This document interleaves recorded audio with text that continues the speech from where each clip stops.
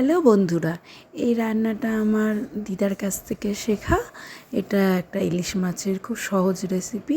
দেখতেই পাচ্ছ মাছের মধ্যে নুন, হলুদ এবং সর্ষে বাটা, তার সাথে সর্ষে যদি 4 চামচ হয়, জিরে, সাদা জিরে হচ্ছে 1 চামচ, আর হচ্ছে সামান্য একটু আদা আর কাঁচা লঙ্কা একসঙ্গে এরকম মাপ তো মিক্স করা দিয়ে বাটা, এবং তার সাথে আমরা সর্ষের তেল দিয়ে এই দেখো ভালো করে ম্যারিনেট করে নিয়েছি।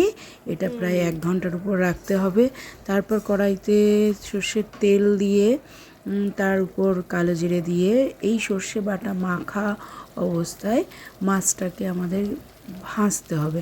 খুব কড়া না ভাজলেও হবে, এই যে দেখতে পাচ্ছ এরকম, মানে জাস্ট একটু সর্ষেগুলো একটু ভাজা ভাজা লাল লাল হলেই আমরা কি করব, জল দিয়ে দেবো। এবং ওপরে দেখো আমরা একটু ঝাল পছন্দ করি, তাই ওপরে একটু কাঁচা লঙ্কা আরও চিড়ে দিয়েছিলাম। এরকম জল একটু আজকে ঝোল ঝোল আমাদের করার ইচ্ছা ছিল, তাই জন্য আমি ঝোল করেছিলাম। এবং এই ঝোলটিকে, যে একটু জলটা বেশি দেওয়া হয়েছিল, এই ঝোলটিকে আমাদেরকে প্রথমে একটু স্টিমে বাড়িয়ে ফুটিয়ে নিতে হবে। তারপর স্টিমটাকে একদম লো করে দিতে হবে। লো মানে একদম লো, এবং অনেকক্ষণ আস্তে আস্তে দেখবে কালারগুলো চেঞ্জ হচ্ছে বলে আমি তোমাদের ভিডিওটা দেখাচ্ছি।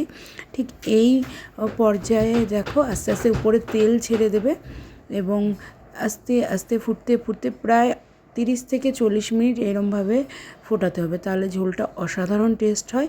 এবং হয়ে যাওয়ার পর এটা আমাদের ফাইনাল ইলিশ মাছের ঝোল রেডি। তোমাদের রেসিপিটা কেমন লাগলো অবশ্যই জানিও।